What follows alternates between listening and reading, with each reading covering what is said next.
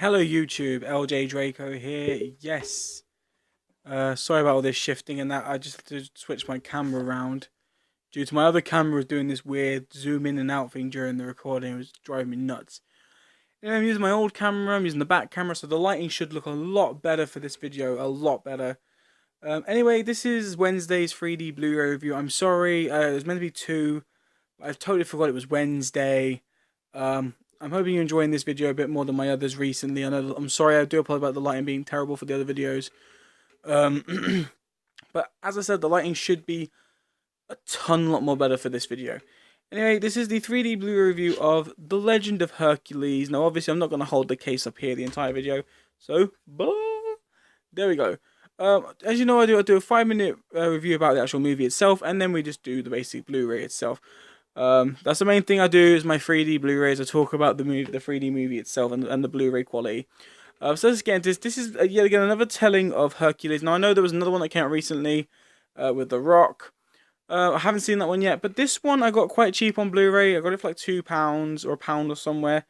And I actually watched it recently because I hadn't seen the film before. I thought, oh, it's on the shelf. I might as well watch the 3D. But let's get into the movie itself. So anyway, this is a different telling of Hercules. There was this king known as, I'm going to just call him Tyron or Trion. His name's Amphitryon or something, King Amphitryon. Then we have Queen Alcmene, Ebe, which is this princess, and then you got the king and queen's 2 sons, Alcides, Hercules, and Iphicles, who's, yeah,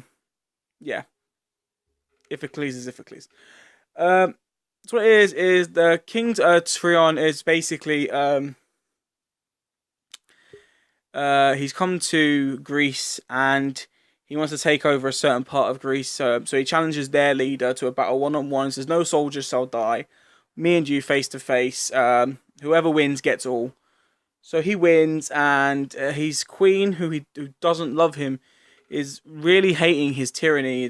She despises him. She hates the fact that he's killing all these innocent people. She hates his tyranny, and basically she believes in the gods, whereas he does not believe in the gods. He nothing to do with them. So she goes to pray to the statue of one of the gods, and she says, "Please, Zeus, do something, anything to help me stop my husband from destroying everything in Greece." And a goddess appears to her in human body and says, "Are you willing to betray your king? Are you willing to do anything it takes to end his reign and his power?" She says, I will do it. I will do anything possible." And she goes, "Will you bear a child of Zeus?" And she says, "If it's to save my people, then yes."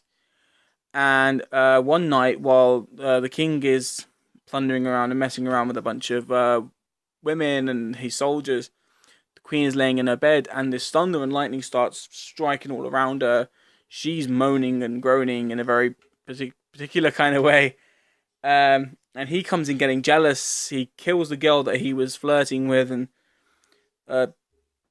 sends the whole troops on a search around the castle where they think there's an intruder. 9 months later, a baby is born, and he knows it's someone else's, but he does not know whose.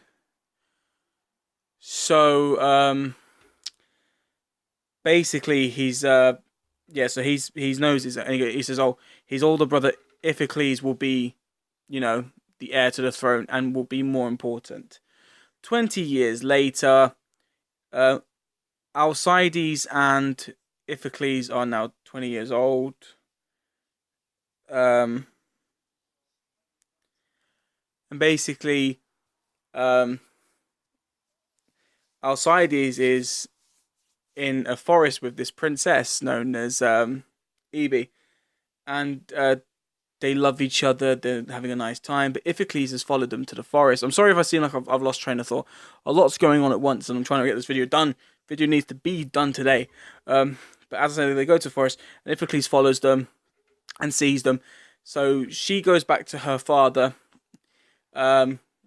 to talk about things, and Iphicles is saying, "Well, I knew her first.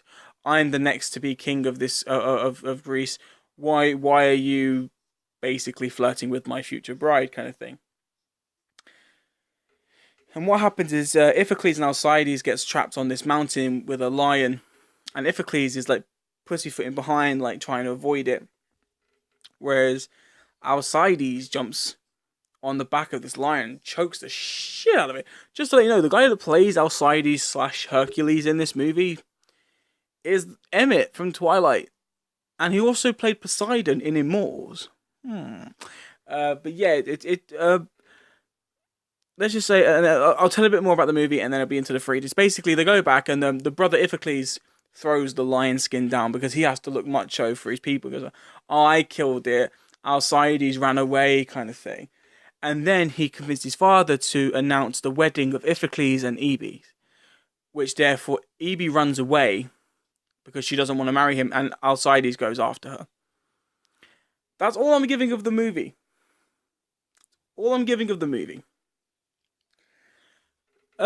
This is a very underrated movie. I have to give that. A lot of people have said this is shit, that it's not. And I'll tell you something, if you liked 300, you'll love this, because they do that same slow motion fighting style thing, and it's fucking badass. I love this. I'm saying this now, I love this movie. It was interesting, it was heart pumping, and the acting wasn't actually as bad. I was convinced that Iphicles is a dick.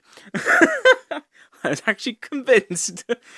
But anyway, just to say, like, the movie itself, I think is very underappreciated.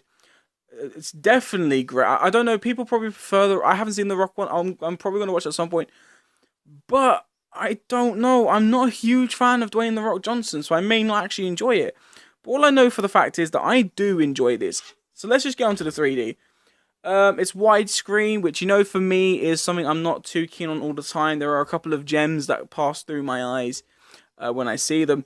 This is one of those gems. This has such superb and brilliant uses of 3D throughout the movie. In the desert, you get this nice in-depth. With certain scenes, you get some great pop-out. There isn't, I mean, even when they're in there's a scene in the movie where they're in this Greek kind of Colosseum thing doing fights.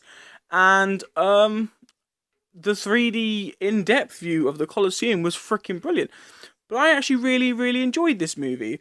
So I'm going to give it a fair rating of an A+, because I think this has rewatchable capability. I can watch this more than once. And the story was definitely a lot better than I thought it was going to be. Plus, like I said, it's Emmett. I liked Emmett from Twilight. Even though he didn't say many words. He was a big, bad, buff-ass vampire. And now he plays big, bad, buff-ass Hercules. But yeah, I still think this is very Could he have been a bit more better acting himself? Yes. But from what he did, I mean, back then, everything, I mean, come on, back in Roman times, or Greek times, everything was kind of cheesy saying, weren't it? Like, to us now it's cheesy, but back then that's how they spoke. So, but I think it was a very underappreciated movie. Anyway, that is the end of this review. I'm just going to add on some quick notes to the end of this video. I am doing 2 more reviews on Friday. They're just standard movie reviews, and they're going to be about Guyver. I told you they're going to be about the 2 Guyver movies. Also, talking about Soon's purchases, last time I done recommended purchases, I picked up 3. I picked up Harold and Kumar, Life of Pi, and they were both recommended to me by Omar Little. And then I picked up Secret Life of Pets, which was referred to me by, here's a referred. Or a word. Requested for me to review and watch by BJ Higgs. So what I thought was instead, I've got 3 more that I was recommended. 3 more I was recommended. I was recommended In the Heart of the Sea by Omar, Terminator Genesis by Arthur, and Pan by Greg Breeden. So what I'm going to do is, Omar, I said I picked up Life of Pi and Harold and Kumar, and you were right. But at the moment, I'm going to leave In the Heart of the Sea until towards the end of January, beginning February time, because I want to buy it brand new and I want to enjoy the feel of that one. Plus, also, I've never really been a fan of big ocean-based movies other than Pirates of the Caribbean. So Life of Pi is yet again a really big ocean-based kind of movie, or it's like a sea movie, which is I'm not too keen on, but I want to see Life of Pi all the way through to the fullest. But I may leave In the Heart of the Sea till the end of this month. So I think I'm just going to end up picking up Terminator and Pan this time round, and just give them the watch. I said, in fairness, I'm going to say this now to both Arthur and to Greg. I avoided watching Terminator Genesis because I've heard nothing but bad reviews. I will watch any movie that's been released in 3D at least once. Any movie that gets released in 3D, I'll watch it once, just out of fairness for the movie. If the 3D can make the movie seem a little bit better than it is, then I will appreciate the effort and the quality in that.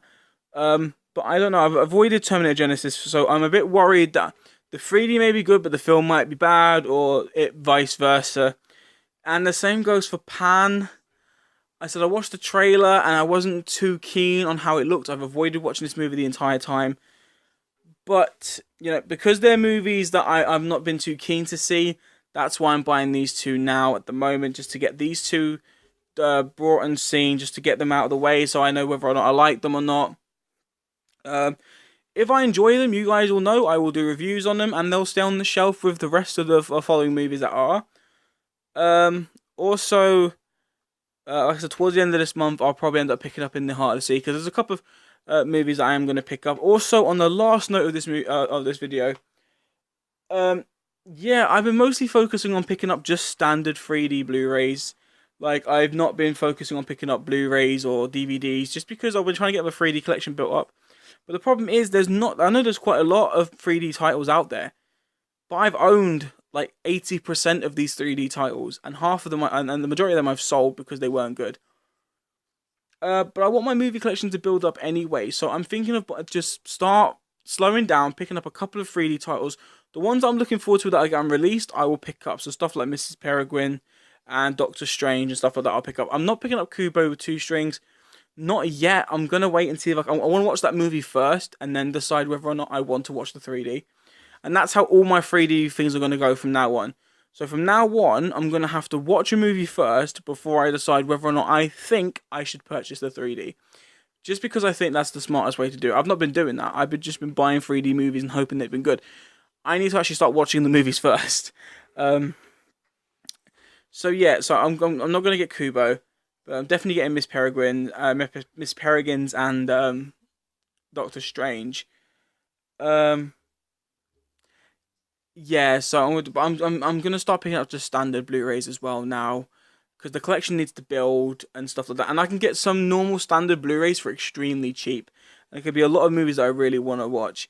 Anyway, that is the end of this video. If you guys enjoyed this video and previous videos, please show your support by clicking that subscribe button down below. And don't forget to strike the like for future videos, and I will see you next time.